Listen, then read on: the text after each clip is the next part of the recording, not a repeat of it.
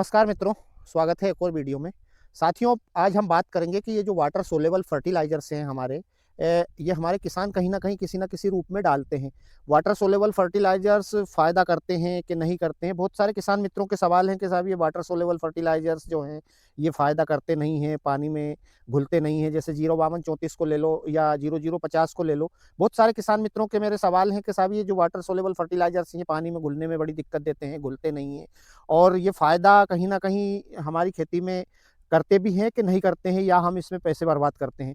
दोस्तों, मैं बता दूँ आपको पहले कि हमें पहले तो सही से ज्ञान होना चाहिए पूरा कि हमें वाटर सोल्यूबल जो फर्टिलाइज़र्स रहते हैं, उनमें कौन से वाटर सोल्यूबल फर्टिलाइज़र्स में किस चीज़ की मात्रा है और वो हमें हमारी फसल में कब डालना चाहिए। इस प्रकार से फ़ायदा करते हैं वाटर सोल्यूबल फर्टिलाइज़र्स। जैसे अब मैं आपको बता दूँ कि जैसे हम उदाहरण के लिए एनपीके 19-19-19 को ले लें, या एनपीके 18-18 ले लें, एनपीके 20-20 ले लें। दोस्तों, पहले मैं आपको बता दूं कि इन वाटर सोल्यूबल फर्टिलाइजर्स में कौन से में क्या रहता है और हमें कौन सा वाटर सोल्यूबल फर्टिलाइजर्स कब डालना चाहिए हमारे गेहूं की फसल में, ताकि हमें उसका पूरा फायदा मिले, भरपूर फायदा मिले।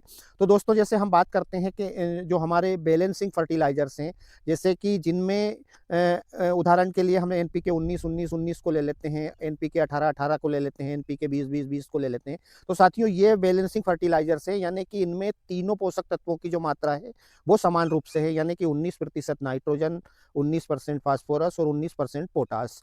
अब सवाल ये उठता है कि हमें इसका उपयोग कब करना चाहिए, यानी कि हमारे गेहूं की फसल में किस अवस्था में करना चाहिए। तो साथियों, मैं आपको बता दूं कि जैसे अब अभी तो ये गेहूं हमारा, जो ये खेत आप देख रहे हैं, ये HI 8830 गेहूं है, ये पूसा कीर्ति।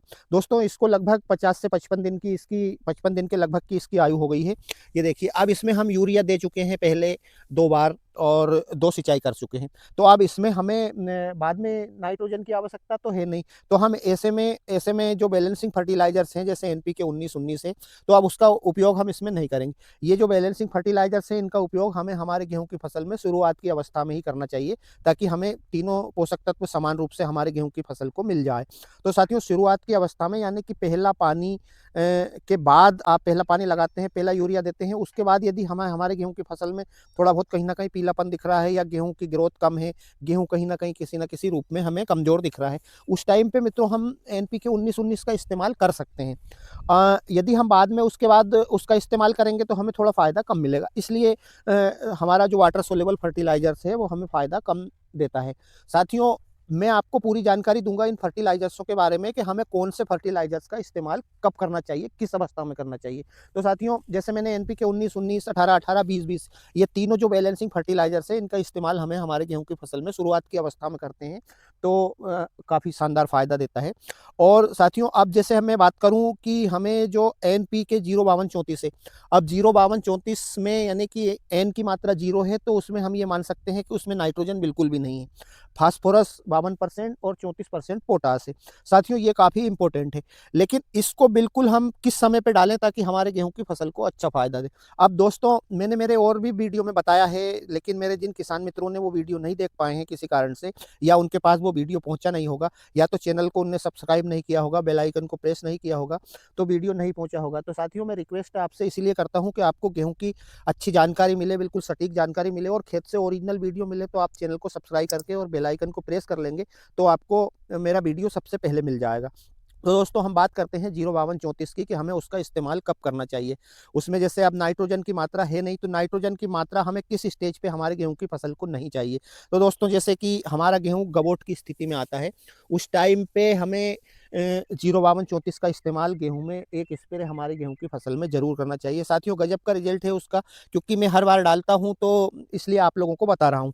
आपको 05234 का इस्तेमाल इसलिए भी करना चाहिए, क्योंकि जिस टाइम पे जिस स्टेज में हमारा गेहूँ रहता है, उस स्टेज पे हम ना तो उसमें यूरिया डालते हैं, ना ही कोई सा दूसरा उर्वरक डालते हैं। इसलिए हमें 05234 गबोट की स्थिति में डालना चाहिए, तो काफ़ी शानदार, क्योंकि फास्फोरस की जो कमी है वो पूर्ति रहेगी। अब फास्फोरस और पोटास उस टाइम पे जो हम डाल रहे हैं गबोट की स्थिति पे।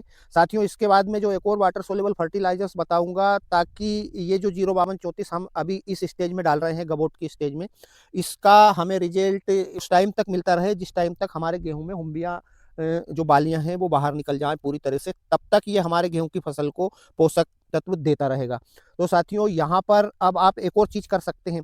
अब इसमें हमें जो और भी छोटे-छोटे सूक्ष्म पोषक तत्व रहते हैं, साथियों सही स्टेज यही रहती है उनकी कि जो छोटे सूक्ष्म पोषक तत्व रहते हैं वो हमारे गेहूँ की फसल को चाहिए तो सही, लेकिन बहुत कम मात्रा में। अब बहुत कम मात्रा में चाहिए तो फिर हम यहाँ पर 05234 में माइक्रो न्यूट्रिएंट्स का जो मिक्सचर आता है, उसका इस्तेमाल यदि कर लेते हैं हमारे गेहूँ की फसल में, तो साथियों जो बाकी के जो सूक्ष्म पोषक तत्व हैं जैसे मैग्नीशियम है, बोरोन है, लौह तांबा वगैरह जो भी छोटे-छोटे सूक्ष्म तत्व वगैरह रहते हैं, उनकी पूर्ति हमारे गेहूँ की फसल में हो जाती है इस स्टेज पर। अब साथियों इसके बाद में मैं बात करूँ कि हमें जब हमारे गेहूँ में पूरी तरह से बालियाँ निकल जाती है, उस टाइम पे जो 0050 वाटर सोल्यूबल फर्टिलाइज़र्स है, उसका इस्तेमाल करेंगे तो काफ़ी फ़ायदा देगा। अब हम समय पे कौन से समय पे हमें कौन-सा फर्टिलाइज़र डालना चाहिए ताकि हमें उत्पादन अच्छा आए, ये जानकारी हमारे किसान मित्रों को होना चाहिए। उस टाइम पे यदि हम डालते हैं तो मित्रों ऐसा नहीं है कि ये जो कंपनियों ने ये जो वाटर सोल्यूबल फर्टिलाइज़र्स बताए हैं, ये बहुत अच्छा रिज़ल्ट देते हैं, काफ़ी शानदार रिज़ल्ट देते हैं, इनका इस्तेमाल हमें करना चाहिए। दोस्तों मैं भी करता हूँ क्योंकि इनमें एक तो हमारी थोड़ी-सी मेहनत है बस जो हम स्प्रे करते हैं उसकी, लेकिन उत्पादन दोस्तों कहीं न कहीं इनसे बढ़ता है, हमारे खेत में अच्छा खासा उत्पादन आता है क्योंकि ये चीज़ें मैं जो आपको बता रहा हूँ, ये मैं इनका इस्तेमाल हर बार करता ही करता हूँ, इसलिए मैं आपको बता रहा हूँ। तो दोस्तों 0050 का बता दूँ मैं आपको कि जब लास्ट स्टेज में हमारा गेहूँ बाली की स्टेज पे रहता है, यानी कि बालियाँ पूरी तरह से निकल चुकी रहती है, उस टाइम पे हम 0050 का इस्तेमाल करते हैं। तो साथियों बहुत दाना अच्छा भराता है, बालियाँ हमारी काफ़ी शानदार, मोटी और सुंदर रहती है और सबसे बड़ी महत्वपूर्ण चीज़ है कि साथियों जो उस टाइम पे हम जो पोटाश देते हैं, वाटर सोल्यूबल फर्टिलाइज़र्स के रूप में, वो पोटाश साथियों हमारे गेहूँ का जो दाना रहता है उसमें चमक और उसकी सुंदरता बढ़ाता है। कहीं न कहीं जो हमारे किसान मित्र खाने वाली वैराइटियाँ लगाते हैं उनका दोस्तों मंडी में जो रेट मिलता है, वो काफ़ी शानदार रेट मिलता है। तो इस चक्कर में हम 0050 का इस्तेमाल बालियाँ निकलने के बाद, बालियाँ पूरी तरह से निकल जाए, उसके बाद हम 0050 का इस्तेमाल करेंगे। दोस्तों मैंने एक और इसके पहले वाले वीडियो में बताया था, लेकिन मैं ये वीडियो वापस से इन फर्टिलाइज़र्स के रूप में इसलिए बना रहा हूँ ताकि मेरे बहुत सारे किसान साथियों के सवाल थे कि साहब हमें इन वाटर सोल्यूबल फर्टिलाइज़र्स को कब डालना चाहिए, कौन-सा फर्टिलाइज़र कब डालना चाहिए? तो मैंने सोचा कि मैं एक वीडियो के माध्यम से बता देता हूँ कि हमें कौन-सा वाटर सोल्यूबल फर्टिलाइज़र्स ऐसे हम हर कोई सा डालेंगे तो फिर हमें उतना फ़ायदा नहीं देगा। अब जैसे मान लिया इस स्टेज में आप एनपीके 19-19 डालेंगे तो वो क्या करेगा? कुछ फ़ायदा नहीं करेगा क्योंकि इसमें थोड़ी बहुत ग्रोथ गेहूँ की और बढ़ जाएगी जो कि हमें ग्रोथ चाहिए ही नहीं यहाँ से। तो फिर हमें गबोट की स्थिति में 05234 मैं एक बार और बता दूँ आपको, और जब पूरी तरह से बालियाँ निकल जाए दोस्तों तो 0050 उसमें आप उस टाइम पे लास्ट स्टेज पे जैसे कि मैंने बताया था कि फिर उस लास्ट स्टेज पे हमें 0050 के साथ 100 ग्राम प्रति एकड़ के हिसाब से बोरोन लेना है। 1 किलो 0050 लेंगे वाटर सोल्यूबल फर्टिलाइज़र्स और उसमें 100 ग्राम प्रति एकड़ के हिसाब से बोरोन लेंगे। क्योंकि बोरोन का काम है वहाँ पर कि जैसे हमारे गेहूँ में पूरी तरह से बालियाँ निकल चुकी है, उस टाइम पे फिर जो हमारा गेहूँ फ्लावरिंग स्टेज पे रहता है, यानी कि उसमें आप लोगों ने देखा होगा कि जो छोटी-छोटी बिल्कुल सफ़ेद-सफ़ेद आपको पूरी बालियों के आस-पास सफ़ेद-सफ़ेद एक छोटे-छोटे कण टाइप के दिखते हैं, वो किसान मित्रों गेहूँ के फूल रहते हैं। और फूल में फूल कन्वर्ट हो फल में और बालियों में जो दाने भरने के जो घर रहते हैं उसमें जो है पूरी तरह से दाने भराए, पूरी यानी कि कोई सा भी बाली का एक भी खंड खाली ना रहे। तो उस टाइम पे साथियों जो बोरोन रहता है वो उससे जो गेहूँ में परागण क्षमता बढ़ाता है, इसलिए पूरी बालियों में परागण होता है और पूरी बालियों में दाने भरते हैं। तो साथियों वहाँ पर यदि आप 0050 में बोरोन ऐड करते हैं तो काफ़ी शानदार रिज़ल्ट देता है। दोस्तों आप डालकर देखिए और फिर आप मेरे को बताना उत्पादन। दोस्तों अब मैं बता दूँ आपको कि ये मेरा 8830 गेहूँ है, इसका वीडियो मैंने पिछली बार भी डाला था और इसका उत्पादन का वीडियो भी डाला था। तो दोस्तों मैंने इसको इस बार थोड़ा ज़्यादा लगाया है, पिछली बार थोड़ा कम लगाया था, इस बार और भी मैंने इसको बढ़ाया है और इसके उत्पादन की तुलना हम पिछले साल के उत्पादन से करेंगे कि हमें इस गेहूँ का उत्पादन पिछले साल जितना मिला था उतना इस साल मिलता है या उससे अधिक मिलता है या उससे कम मिलता है। तो दोस्तों जो भी होगा इसका मैं आपको बिल्कुल इसकी रियलिटी दिखाऊँगा खेत से। अभी आपको खेत पर ही हूँ, मैं खेत से दिखा रहा हूँ ये। इसका उत्पादन का वीडियो भी मैं बिल्कुल आपको लाइव दिखाऊँगा और पूरा परफेक्ट बताऊँगा कि इतना कुछ करने के बाद जो चीज़ें हमने पिछली बार करी थी वही चीज़ें जो बेसल डोज़ पिछली बार डाला था वही इस बार डाला है। तो देखते हैं कि हम उत्पादन में क्या चीज़ें इसमें निकल कर सामने आती हैं। तो दोस्तों मैं एक बार और आप लोगों से रिक्वेस्ट करता हूँ कि आप इस चैनल को सब्सक्राइब कर लेना और बेल आइकन को प्रेस कर लेना ताकि बिल्कुल ओरिजिनलिटी आपको गेहूँ की मिल सके। तो साथियों आज के वीडियो में इतना ही।